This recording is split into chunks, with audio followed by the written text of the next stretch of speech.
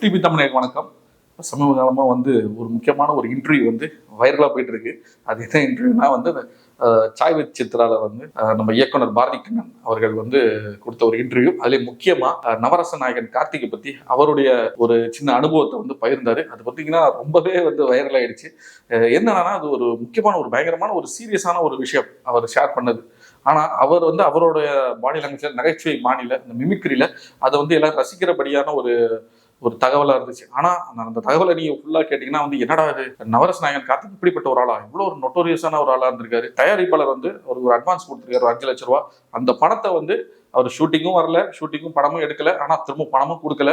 இதில் முக்கியமாக அந்த டைமில் நடிகர் சங்க தலைவராக இருந்த விஜயகாந்த் சாரை வச்சு பஞ்சாயத்து பண்ணியும் அவர் ஒரு அடங்கலை. அதில் முக்கியமாக ஒரு டைலாக் வேற என்னன்னா, அந்த பாரதி கண்ணன் அவர்கள் அந்த ப்ரொடியூசராக கூப்பிட்டு பணம் கேட்டிருக்காரு. கொடுத்த 5 லட்சத்துக்கு திரும்ப கேட்கும்போது அவர் சொன்ன ஒரு டைலாக் தான், கார்த்திக் கிட்ட பணம் வாங்கினா உங்களுக்கு திரும்ப வராதுன்னு இண்டஸ்ட்ரிக்கே தெரியுமே, உங்களுக்கு தெரியாதா அப்படிங்கிறது. அது அவ்வளோ ஒரு சீரியஸான விஷயம், அவ்வளோ ஒரு மிரட்டலான விஷயம். ஆனால் அதை அவ்வளவு நகைச்சுவையா இவர் சொன்னதுனால நமக்கு ரசிக்க முடியாதது. ஆனா உள்ள கவனிச்சா அந்த பாவம் பணம் கொடுத்த நபர் எவ்வளவு கஷ்டப்பட்டிருப்பாரு, கார்த்திக்னால எவ்வளவு நஷ்டப்பட்டிருப்பாரு அப்படிங்கறத நம்மளால உணர முடியுது. ஆனா உண்மையில நவரச நாயகன் கார்த்திக் இப்படிப்பட்ட ஒரு ஆளு தானா அப்படிங்கிறது நமக்கு ஒரு ஆச்சரியப்பட்டதான விஷயம் கிடையாது. ஏன்னா அதுலயே பாரதி கண்ணன் தெளிவா சொல்லியிருப்பாரு. ஏன்னா கார்த்திக்கோட மார்க்கெட் சரிஞ்சதுக்கு காரணம் வேற யாருமே கிடையாது, கார்த்திகை தான். அவரோட ஒரு பஞ்சுவலான ஒரு ஆள் கிடையாது. ஷூட்டிங் பாத்தீங்கன்னா 4 மணிக்கு தான் வருவார், சாயந்தரம் தூங்கி எழுந்துச்சு. அது பாத்தீங்கன்னா ஒரு சீன் 2 சீன் தான் நடிப்பாரு. அதனாலே பாத்தீங்கன்னா ப்ரொடியூசருக்கு நிறைய நஷ்டம் வரும், டிலே ஆகும் அப்படிங்கிற மாதிரிலாம் நிறைய விஷயம் சொன்னார். இதுல என்னன்னா குறிப்பா ஆப்போசிட்ல நம்ம சித்ரா லட்சுமணன் சார் ஆமோதிக்கிற மாதிரி நமக்கு தெரியும். ஏன்னா அவரே கார்த்திகை வச்சு சின்னராஜா அப்படின்னு ஒரு படத்தை எடுத்து சூடுபட்டவர் தான். அந்த படம் ஒரு மிகப்பெரிய லாஸ் ஆன ஒரு படம். அதுல அவர் ரொம்ப நஷ்டப்பட்டு எல்லாத்தையும் இழந்து திரும்பவும் போராடி தான் திரும்பவும் ஜெயிச்சாரு சித்ரா லட்சுமணன் அவர்கள். ஸோ அதனால அவருமே அவரோட சொந்த அனுபவத்தை உள்ளுக்குள்ள நினைச்சிருப்பாரு, ஆமாமா நானும் அப்படி கஷ்டப்பட்டிருப்பேன். ஆனா இதுக்கெல்லாம் ஏன் காரணம், கார்த்திக் அவர்கள் உண்மையிலே இவ்வளவு மோசமானவரா அப்படிங்கிறது நமக்கு இதான் கொஞ்சம் நம்ம பார்க்கணும். அவரோட வீழ்ச்சி காரணம் என்ன அப்படிங்கிறது தான். நவரச நாயகன் கார்த்திக் பார்த்தீங்கன்னா எல்லாருக்கும் தெரியும், ஒரு நவரச திலகம் முத்துராமனோட மகன். அலைகள் ஓதலை படம் மூலியமா அந்த இண்டஸ்ட்ரிக்குள்ள வந்தாரு. 80s நிறைய படங்கள், மணிவண்ணன் சார், அதுக்கப்புறம் கலைமணி போன்ற நிறைய திறமையான ரைட்டர்ஸ் டைரக்டர்ஸோட நிறைய படங்கள் ஒர்க் பண்ணி தன்னை ஒரு நல்ல ஒரு ஹீரோவா நிலைநாட்டிட்டார். இல்ல முக்கியமான என்ன விஷயம் என்னன்னா, கார்த்திக் அவர்கள் ஒரு சிறந்த நடிகர், அதுங்கிறத மறுக்கவே முடியாது. அவர் அவரோட கெரியர் ஒரு ப்ராப்பரான ஒரு ஷேப்ல ஃபார்ம் ஆகிருந்ததுன்னா அவர் இன்னொரு உலக நாயகன் தான், அதுல எந்த வித டவுட்டுமே கிடையாது. அப்பேற்பட்ட ஒரு நேச்சுரல் ஆர்டிஸ்ட்னா அது கார்த்திக் அவர்கள் தான். இப்பவும் நீங்க அவரோட பழைய படங்கள் ஒரு 80s 90s வந்த படங்கள் திரும்ப நீங்க போட்டு பாத்தீங்கன்னா தெரியும் எப்பேற்பட்ட ஒரு நடிகன் கார்த்திக் அப்படிங்கிறது. அதுல நிறைய படங்கள் நம்ம சொல்லலாம். அதுல முக்கியமா கிழக்கு வாசல் படம், அதுல பாத்தீங்கன்னா 91 90 வந்த படம். அது ஒரு ஒரு பயங்கரமான ஒரு கூத்து கட்டுற ஒரு ரோல், ஆனா அவ்வளவு ஒரு எமோஷனான ரோல். அதுல முக்கியமா அந்த மனோரமா இறந்ததுக்கு அப்புறம் அவர் அந்த தீப்பந்தத்தை எடுத்து அவரை வில்லனை அடிக்க போறதும், அதுக்கப்புறம் அவர் பேசுற டைலாகும், அதெல்லாம் பாத்தீங்கன்னா அப்படியே கண்ணில் நிற்கும். அப்படியே இப்போ ஒருத்தர் நடிக்கிறான் அப்படிங்கிற மாதிரி நமக்கு தெரியாது. ஒருத்தர் உண்மையிலே அவங்க அப்பா இழந்து ஒருத்தர் பேசிட்டு இருக்காரு அப்படிங்கிற மாதிரி நமக்கு ஒரு பிம்பத்தை உருவாக்குவார். எல்லாரும் சிறந்த நடிகர்கள், ஆனாலுமே அவங்க நடிக்கிறாங்க அப்படிங்கிறது நமக்கு ஒரு ஸ்கிரீன் பார்க்கும் தெரியும். ஆனா கார்த்திகை பொறுத்த வரைக்கும் இருந்தாலும் இயல்பாக பண்ணிட்டு இருக்காரு. இவர் அவரோட பர்ஃபார்மன்ஸ் அவ்வளவு நேச்சுரலா இருக்கிற மாதிரி நமக்கு தோணும். அப்பேற்பட்ட ஒரு சிறந்த நடிகர். இந்த மாதிரி நிறைய படங்கள் சொல்லிட்டே போனா அவருக்கு. முக்கியமா கோகுலத்தில் சீதை ஒரு ஒரு ரிச் பிராட், ஒரு ஸ்பாயில்டு பிராட், அந்த மாதிரி ஒரு கேரக்டர் அவருக்கு. ஃபுல் டைம் ஒரு ஆல்கஹாலிக், குடிச்சிட்டே இருப்பாரு, விமனைசர், அந்த மாதிரி ஒரு ரோல். அந்த டைம்ல அவருக்கு ஒரு பெண் ஒரு சந்தர்ப்ப சூழ்நிலையில ஒரு அடைக்கலமாக அவங்க வீட்டுக்கு வரும்போது அதுக்கப்புறம் ஒரு எப்பேற்பட்ட ஒரு நல்ல மனிதன்கிறது அந்த பெண்ணுக்கு தெரியும். அந்த மாதிரி ஒரு சரியான ஒரு ரோல் அப்படியே வாழ்ந்திருப்பார் மனுஷன் அந்த ரிஷிங்கிற கேரக்டர்ல. அதுல முக்கியமா அந்த ஒரு சீனை நீங்க எப்பவும் போட்டு பாருங்க தெரியும். அது எப்படின்னா, ஒரு பார்ட்டிக்கு அவங்க ஃப்ரெண்டு அந்த சுகலட்சுமி கூட்டிட்டு போயிருப்பாரு. அவங்க இவரோட வந்த பெண்கள் எல்லாமே தப்பான பெண்கள் தான் அப்படிங்கிற மாதிரி எல்லாரோட கண்ணோட்டமும் அப்படி பார்ப்பாங்க. அதுல குறிப்பா அவரோட ஃப்ரெண்ட்ஸ் அந்த பொண்ணை எனக்கு கரெக்ட் பண்ணி கொடு அப்படிங்கணும். இவர் தன்னை ஒரு மிகப்பெரிய ஒரு இன்சல்ட்டா நினைச்சு அந்த பார்ட்டி விட்டு வெளில நைட்டு வீட்டுல உட்காந்து தண்ணி அடிச்சுட்டு கண்ணாபிடம் தண்ணி அடிச்சுட்டு இருப்பாரு.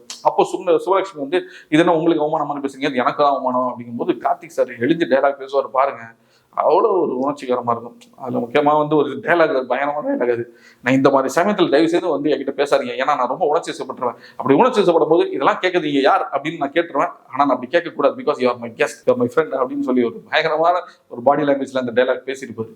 ஸோ இதெல்லாம் பார்த்தீங்கன்னா கார்த்திக் சாருக்கு அவரோட பர்ஃபார்மன்ஸுக்கு வந்து நிறைய தீனி போடுற மாதிரி படங்கள் அப்போ அமைஞ்சுது. ஒன்னிடத்தில் என்னை கொடுத்தேன் ஒரு பிளாக் பஸ்டர் ஹிட்.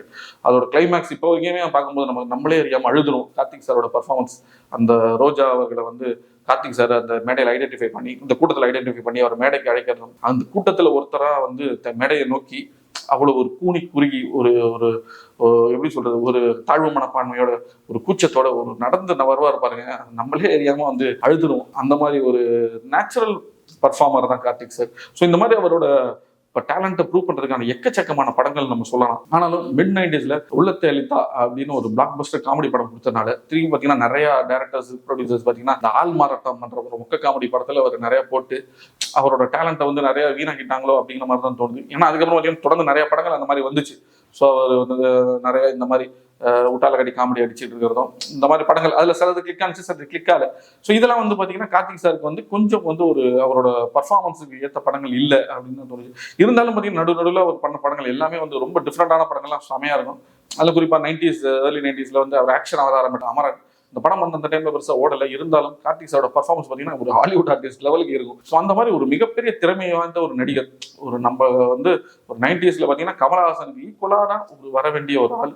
இதில் என்ன சரிஞ்சதுன்னா அவரோட மார்க்கெட் சரிஞ்சது மிக காரணம் வந்து அவரே தான். அதுதான் வந்து பாரதி கண்ணனும் தெளிவாக சொல்லியிருப்பாரு. ஸோ இந்த மாதிரி வந்து பார்த்தீங்கன்னா ஒவ்வொரு படங்களும் டிலே ஆகிறதும், இந்த கார்த்திக் கிட்ட வந்து ஒரு கால்ஷீட் வாங்கினா அவர் படம் நடிக்கவே மாட்டார், வரவே மாட்டார். ஸோ அந்த மாதிரி வந்து ஒரு கம்ப்ளைண்ட்ஸ் வந்து கார்த்திக் மேலே தொடர்ந்து வந்துகிட்டே இருந்ததுனால பார்த்தீங்கன்னா ஒரு மார்க்கெட்டும் சரிஞ்சுது. ஒரு கட்டத்து மேலே ப்ரொடியூசர்ஸ் யாருமே கார்த்திக் வச்சு படம் எடுக்கலாம் அப்படிங்கிற மாதிரி ஒரு ஒரு சூழ்நிலையும் இல்லை அப்படின்னு தான் சொல்லணும். அதுக்கப்புறமும் பார்த்தீங்கன்னா 2000s பார்த்தீங்கன்னா அவரோட டவுன்ஃபால் கொஞ்சம் கொஞ்சமாக ஸ்டார்ட் ஆயிடுச்சு. அதுக்கப்புறம் பார்த்தீங்கன்னா நிறைய ஒரு மிகப்பெரிய ஒரு இடைவேளி வந்து விட்டார். ஸோ அதுக்கப்புறமா தான் வந்து நம்ம மணிரத்னம் அவர்கள் வந்து ராவணன்ல அவர் வந்து ஒரு கேரக்டர் நடிக்க வச்சாங்க. அந்த கேரக்டர் வந்து பெருசாக படமும் பேசப்படலை, கேரக்டரும் பேசப்படலை அப்படின்னு தான் சொல்லணும். ஒரு நீண்ட இடைவெளிக்கு கேவி ஆனந்தருக்கு வந்து அநேகன் படம் மூலியமா ஒரு நல்ல ஒரு கேரக்டர், ஒரு வில்லன் கேரக்டர் வந்து கார்த்திக் சார் கொடுத்தாரு. உண்மையில அந்த கேரக்டரை நீங்க பாத்தீங்கன்னா அவ்வளோ ஒரு ஸ்டைலிஷாக, அவ்வளோ ஒரு மிகப்பெரிய ஒரு ஐடி கம்பெனி ஓனர். பார்க்கும் போதே நமக்கு தெரியும் இப்படி இருக்காருன்னா இப்படிதான் இருக்காரு. ஒரு ரிச்சா, ஒரு அவரோட பாடி லாங்குவேஜ், அவர் பேசுகிற டோன், அவர் பேசுகிற இங்கிலீஷ் எல்லாமே பார்த்தீங்கன்னா அவ்வளோ ஸ்டைலிஷாக இருக்கும். ஒரு மீண்டும் நமக்கு வந்து அந்த பழைய கார்த்திகை வந்து கண்மொழி காமிச்சார் கேவி ஆனந்த். அந்த படமும் வெற்றி அடைஞ்சது. இருந்தாலும் அதுக்கப்புறம் அந்த படங்கள் வந்து கார்த்திக் சாருக்கு வந்து ஒரு ஒரு மிகப்பெரிய ஒரு பேர் சொல்கிற படமா இல்லை. ஆனாலும் எனக்கு என்னன்னா இவ்வளோ ஒரு கம்ப்ளைண்ட்ஸ் கார்த்திக் சார் மேலே இது ஏன் இப்படி ஆனாரு, இந்த ஒரு இன்பக்சுவாலிட்டி, அதுக்கப்புறம் வந்து ஒரு போதைப் பொருளுக்கு ஒரு போதைக்கு அடிமையானதாகும், அதுக்கப்புறம் நான் அவரோட பர்சனல் லைஃப்மே வந்து கொஞ்சம் கொலாப்ஸ் ஆனதும் நிறைய பேர் சொல்றாங்க. ஆனால் நிறைய பேர் சொல்றது என்னன்னா அவர் வந்து ஓவரா வந்து ஷூட்டிங்கு கரெக்டாக வரமாட்டாரு அப்படின்னு தான் நிறைய சொல்றாங்க. என்னன்னா இப்போ கூட கொஞ்ச காலத்துக்கு முன்னாடி சிம்பு வந்து கொஞ்சம் அப்படிதான் இருந்தார். ஸோ சிம்பு வந்து கார்த்திகோட ஃபுட் ஸ்டெப்ஸை ஃபாலோ பண்றாரா அப்படிங்கிற மாதிரிலாம் நிறைய கமெண்ட்ஸ் இருந்தது. ஏன்னா 2 பேருமே ரொம்ப திறமையான நடிகர்கள், வந்தா ஒரே டெக்ல ஷார்ட் ஓகே பண்ற நடிகர்கள், ஏன் அப்படி இருக்காங்க அப்படிங்கிற மாதிரி. ஆனாலும் கார்த்திக் சாருக்கு வந்து இன்னும் அவரோட திறமைக்கு தீனி போடுற படங்கள் இன்னும் நிறைய அமைந்த தமிழ் சினிமாவுக்கு ரொம்ப நல்லா இருக்கும் அப்படின்னு தான் சொல்றோம். ஆனாலுமே இந்த பாரதி கண்ணன் இன்டர்வியூ வந்து திரும்ப பார்க்கும்போது அதை ரசிக்காம இருக்க முடியல. என்னன்னா உண்மையிலே பாரதி கண்ணன் வந்து நிறைய கஷ்டப்பட்டது அதெல்லாம் சொன்னாரு. ஆனாலும் அந்த மிமிக்ரி, அவர் பேசுற அந்த காமெடி எல்லாம் வந்து உண்மையிலே ரசிக்கிறபடியாவே இருந்துச்சு. ஆனால் கார்த்திக் சார் இப்படி ஒரு நிறைய ப்ரொடியூசர் அள வச்சாராங்கிறது நமக்கு வந்து ரொம்ப சர்ப்ரைஸா இருக்கு. இங்க இன்னொரு உலக நாயகனா வர வேண்டிய ஒரு ஆளு என்ன மிஸ் ஆனிச்சுன்னு தெரியல. அதுக்கு என்ன காரணம்னு நமக்கு தெரியல. ஸோ நீங்கள் உங்கள் திறமைக்கு தீனி போடுற படங்கள் உங்களுக்கு அமையணும். சீக்கிரம் தமிழ் சினிமாவுக்கு நீங்கள் வந்து பிஸியான ஒரு ஆர்டிஸ்டாக இருக்கணும். ஏன்னா இப்போ பார்த்தீங்கன்னா நிறையா நம்ம 90s 80s நடிகர்கள் வந்து இப்போ சத்யராஜ் சார், சரத்குமார் சார்லாம் அவங்களுக்கு ஏற்ற மாதிரி ரோல்ஸ்லாம் அமைஞ்சு பின்னி படல் எடுத்துக்கிட்டு இருக்காங்க.